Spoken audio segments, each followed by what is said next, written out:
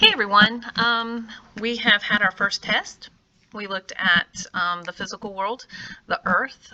We looked at what geography was. I just put all of that out of order, but we defined geography. We looked at geographers' tools. We looked at the climate, the earth, basically the physical world. What we're going to start looking at today is the human geography. We basically have already looked at physical geography. Today we're going to begin human geography. It'll take us a week or two to get through this, and then we'll have a test. Might pull in a little bit of the physical geography, but for the most part, this test is going to be just looking at human. So today, what we're going to look at is answering a question. What makes us similar to some people in the world, but different from most others? And of course, leading into the lecture for the day, the answer is culture. And so culture is the total knowledge, attitudes, and behaviors shared by and passed on by members of a specific group. And that's a very technical way, but of saying what I'm getting ready to explain. Okay, you know what culture is. We think about people who are cultured in that they like the arts, and the arts are definitely a part of this. When we think about specific cultures, we may think about their language or the way they dress or the way they worship or if they do worship. So there's a lot that goes into it, and that's what we're going to look at today. Okay, but it is a blueprint of how a group of people should behave if they want to fit in with the group, and it does tie us to one group and separates us from other groups. And there is a sense of belonging with this, and people, for the most part, try to fit in to their culture. That is not to negate individualism. I do not mean to say that whatsoever. But you do tend to see this idea of fitting in. Culture involves a lot of factors, and I have this little graphic up here so you can see that, just to kind of show you the different things that fit in to that. But food and shelter, how we live. Our houses look different than the houses you might find in the Arctic or in a rainforest because our needs are different. So different cultures have different houses that look different ways. Some of it is based on our climate. Some of it's just based on our heritage. So food and shelter, the kinds of foods we eat are different. Religion, relationships to families and others. You've got some that are patriarchal,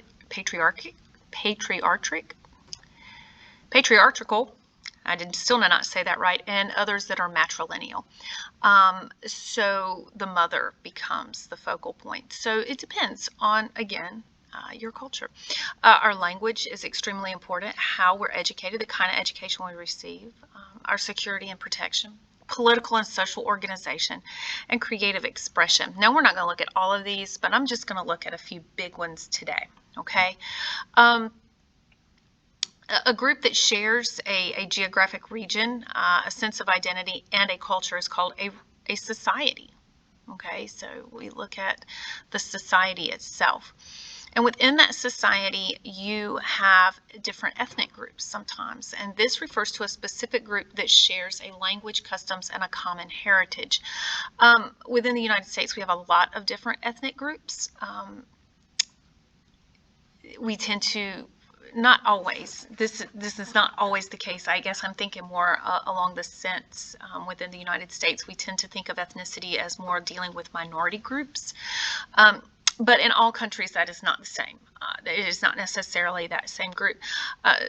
Technically speaking, everyone belongs to specific ethnic groups. Okay, so we don't always use these terms correctly, but here we're going to try to use them correctly when we're talking about it with geography, okay? So as we go through these different regions, as we study these different regions, just keep that in mind when we're talking about ethnic group, what that is, okay? Cultures and societies themselves are always changing. Sometimes it's rapidly, but for the most part, it seems to be rather slow. And if you doubt this, I want you to think about the fact that do we dress the same way that people in the United States did 100 years ago or even 50 years ago? Think about 80s day. We dress differently and we talk differently. Different things excite us. Technology has changed, which kind of facilitates that. And we're not the same. Sometimes it goes very slowly. Like I said, we tend to like slow change as opposed to rapid change. Rapid change is usually coming about because something bad is happening. But some reasons for change: one is innovation. We're going to take what already exists. We're not inventing anything new, but we're taking what already exists. And the resources we have, and we're just going to make something new out of that to meet a need. Now, this is sometimes on purpose, and sometimes this is by accident. I guess an example of this would, now I'm going way far back. I'm not going to always focus on U.S. examples, but in more ancient times, societies had extra food.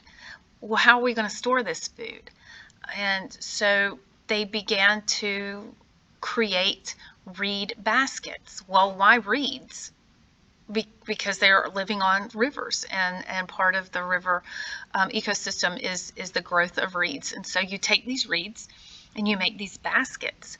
And kind of bringing in some American history, some of these ancient basket techniques, some of these ancient baskets, you can find them in the United States. The basket weavers in Charleston, South Carolina, that is a method that existed in antiquity, and it comes to America through, I guess we could say, diffusion, which is our next one. And some of these baskets are so well made, not so much the ones today, I'm not really sure about those, but the old ones, that they could hold water. So it's a need. We take what's there and we make it into something we need. That's just one example. Sometimes it's by accident, just noticing something, observation. Somebody noticed that salt preserves and keeps things from decaying, so we began to salt meat as a way to preserve it. So these are innovations that can lead to culture change. It is an amazing thing if you can save meat. That's going to change the way you live. So it's just innovation. Diffusion is the spread of ideas, inventions, patterns of behavior. Part of this, the reason for this is it's kind of hard to keep a good secret. Great ideas like to spread, and today we live in an electronic age where nothing stays secret, and some of this is big technology and some of this is little technology. It's not that big of a deal. Somebody has a better way of doing something, and so they share it. Ooh, I have a great way to make that recipe. I have a great new recipe or a new technique of how to make this. So these are the ideas, and they spread. Okay. Now, the site of innovation from which basic ideas, materials, and technologies diffuse to many other cultures is called a cultural hearth. And an example of this is you look at those early river valley civilizations. The Nile, Mesopotamia. These are your early river civilizations, and there's a whole host of them. I'm not going to get into all of those. The Huang He in China, but you have those early river civilizations, and there were some basic ideas that came out of here: writing, pottery, government, even. Basket weaving, because they have reeds, because they're by the river. So these places are cultural hearths, okay? And finally, you have acculturation. And this is the acceptance or just adoption of innovation by a society. Some of this can be, if you look around and you see, I don't want to call them, but not as developed nations as ours. So developing or non-developed civilizations, societies today, you can see part of them wearing traditional dress. But you look over and you see somebody wearing t-shirt and jeans. That's an example of acculturation. You begin to see that adoption of something from another society, or you go into these regions and they're using cell phones. That's this idea of moving forward. As with everything else, it's positive and negative. It just depends on how it came about. We tend to not like forced change. Forced change tends to be negative. It tends to have negative consequences. It tends to be quick change, and we tend to fight against it. Sometimes violently. And we can look at the Reformation, the Protestant Reformation. That was change, and it led to war. But also, you can go back up here too, it was diffused and actually adopted around the world over time. So when people can be persuaded to change, that tends to be more of a positive outlook with that. An example would be undeveloped areas that are convinced in the efficacy of vaccines. Vaccines save lives. So just, it depends. It depends on the kind of change and the reason for change. Language is a huge aspect of culture. It does allow people within a culture to communicate with one another effectively, and we do it. We have a language. We have a language that we use rather well. It also reflects all aspects of culture, including the physical area occupied by the society. It helps establish a cultural identity. And I didn't highlight or underline this, but you might want to highlight nationalism. It's a term. But language is, it says here a political region. I mean a country, a state, not a state within the United States, but a nation, which are also referred to as states. It unifies. We speak English, and that is a unification issue. It does create strong feelings of pride in our nation. That is not to say that all countries who have a common language are always nationalistic. It's not. It does tend to bring in this sense of nationalism, and we'll be talking about that as we look at different countries, particularly the countries that have more than one language. It also is a division. It's a divisive issue, especially if one is favored over the other. And an example of that is Canada, where you've got 4 provinces in Canada. 3 of them are English speaking, 1 of them is French. So the dominant is French, and the least dominant is the dominant one, is English, and the least dominant is French. And so there's some issues there. At times you have the province of Quebec wanting to withdraw and to be independent. I don't know how serious that always is, but you know. Our languages are divided into language families. Now, just to give you a clue as to how many languages there are around the world, you'll notice it says 3,000 to 6,500. That is a huge discrepancy, and it's estimated. We don't really know, sometimes because there are offshoots, and maybe we haven't noticed them all. We haven't categorized them all, but we do categorize them by putting them with similar language in those language families. And those language families, if you kind of trace the tree back, I'm going to make this a little larger. They evolved from earlier languages. Like if you look at English, that's a pretty big one, which would indicate that it is spoken by the most people here. It kind of goes back. You've got the Anglo-Frisian, but go back further to the West Germanic Anglo-Frisian fusion. But it's a Germanic language, and it's on the Germanic limb, but it's European. But go back to Indo-European, okay? And if you look too at this particular group, it's spoken throughout a good bit of the world, a good bit of North and South America. Okay? But again, look too that this is the Romance languages. But look here too at the Hindi and Bengali. These are your Eastern languages, a lot of your Eastern language. Persia, this is Iran. All of this, and some of this is in the Middle East, in India, places like that. So we're related. Linguistically speaking, we're related. Although it seems a little odd, it is true. Okay. Versions of a language are dialects, and they reflect changes in speech patterns related to class, region, or other cultural changes. Examples here would be our Southern accent. If you're listening to this, I hate my voice recorded because I feel like I speak with a fairly, anyway, my Southern accent is there. But if you talk to somebody from Boston, I don't know if you recall the Super Bowl ad, I guess it was last year, where you have the guy who plays Captain America. He's talking about parking the car, and it's about the car that drives itself, parks itself, but they're parking the car. And they're basically doing that in a Boston accent.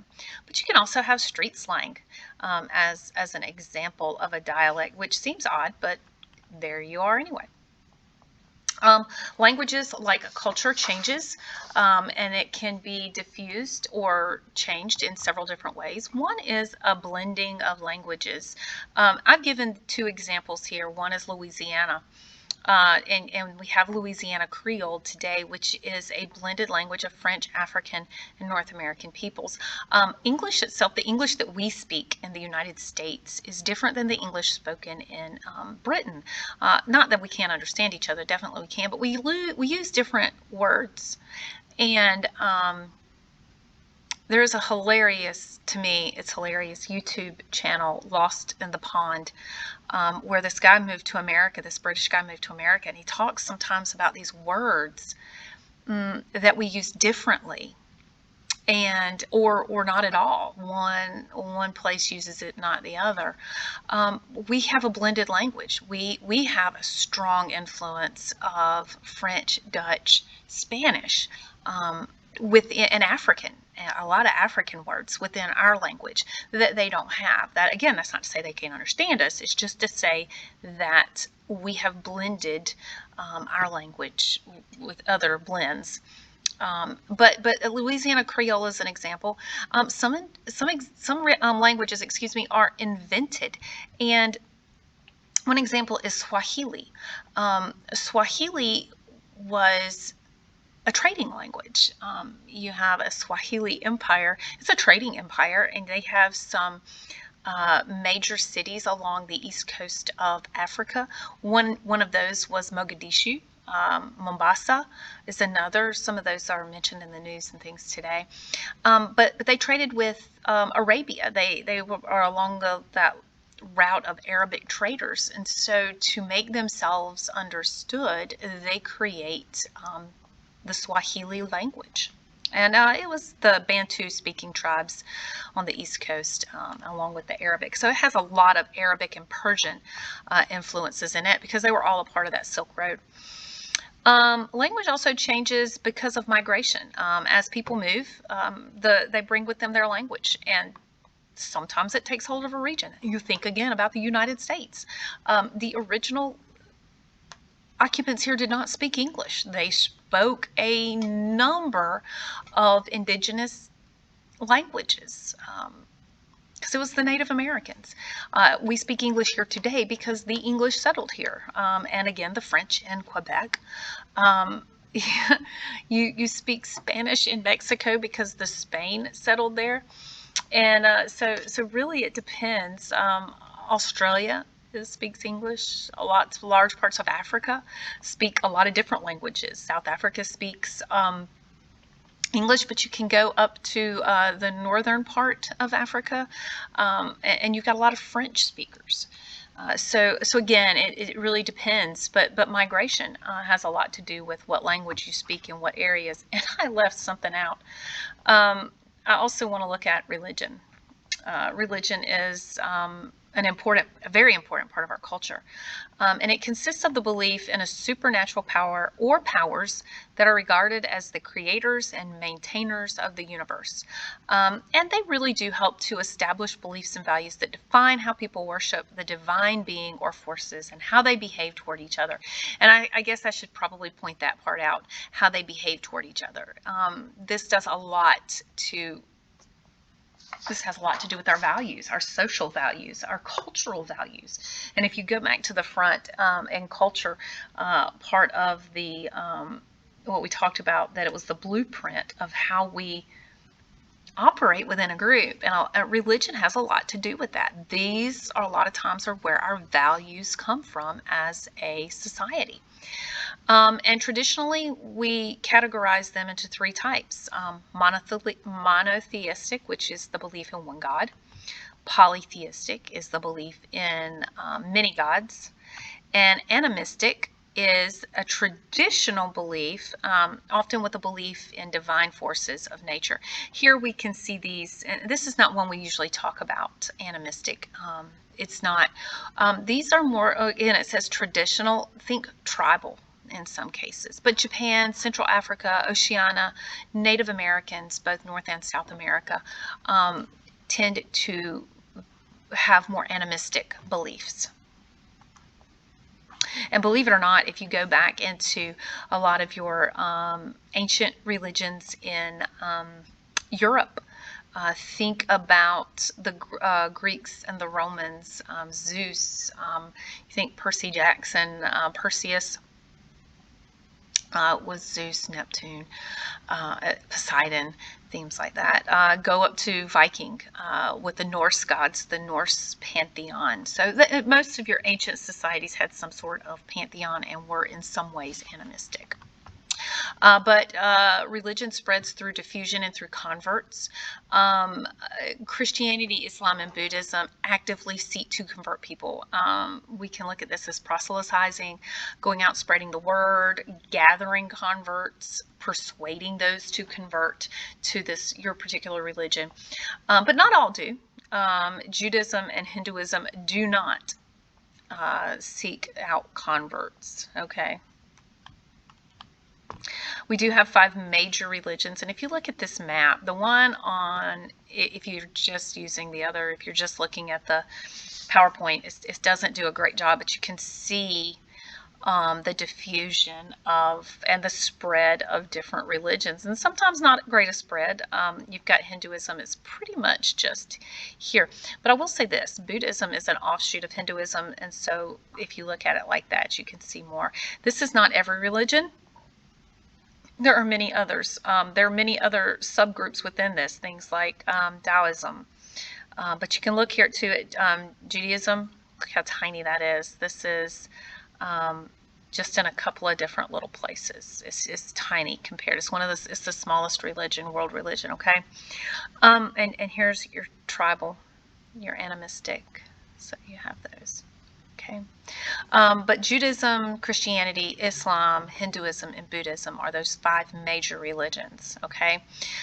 Your religions of Southwest Asia share similarities, and prophets and teachers. And these are Judaism, Christianity, and Islam. And matter of fact, Islam considers the 3 of them to be of the book.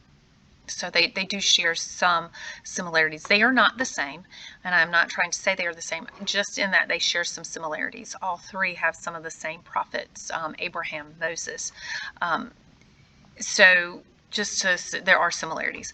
Religions of South Asia, which is primarily going to be Buddhism and Hinduism, also share some characteristics, especially, like I said, since Buddhism is an adaptation of Hinduism. And finally, the last thing we're going to look at is artistic expressions. All cultures express themselves creatively. And the environment and culture in which the artist lives is reflected in the artistic product. And if you think about it, it completely makes sense. If and I'm going to use, because I'm going to talk about the Harlem Renaissance. This is one that I think most of us are familiar with. This was the 1920s in the United States, and it was this period where Black art flourished. African American art became big throughout the United States. You had performing artists with music and dance, particularly. You had Josephine Baker, she's one of the most famous dancers here and in France. She became very popular in France also. But also with music. Satchmo, you have Louis Armstrong, you have Langston Hughes, who also wrote poems and various other stories. You have theater, Porgy and Bess. Just, you have so many different types of art. They're visual arts also. I don't know so much about the architecture, but painting and sculpture, if you look back at, and their art was very expressive of their experience. And again, that's what it's getting into, their environment and their culture.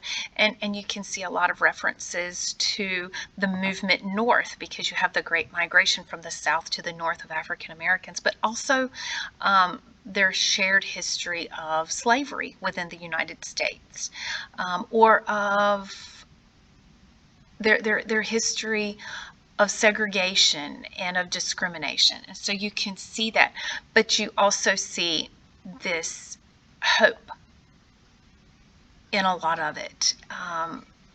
This hope, this strong spirit, but also talking about just what's going on. And that's the thing. It's all of it together. And I'm going to say, I don't care what time period you're talking about. All cultures produce this. If they don't have a written language, then they've got oral history. Even looking at so ancient societies, I mean, you've got the cave art. But we do express ourselves. We do express ourselves, and we use our language. And a lot of times our religious beliefs, or questioning of religion comes out in all of this. So it's interesting to look at it from another perspective, but understand the different ways in which we produce art. Okay, and we still study. We study a lot of this stuff. We study Shakespeare today. We study Hawthorne and Mark Twain. You know, it's not all of that's U.S., but we do study it, and various different kinds of music. So, and you think about what your music comes out of. What was the influence of your music? That's a part of our culture. Okay, so make sure you filled in your notes guides for culture, and that it is submitted either through Canvas or you hand it to me when you return. And we'll come back. I think our next point, I think what we're going to look at next is population. So our population thing probably won't be as long maybe, but we'll see.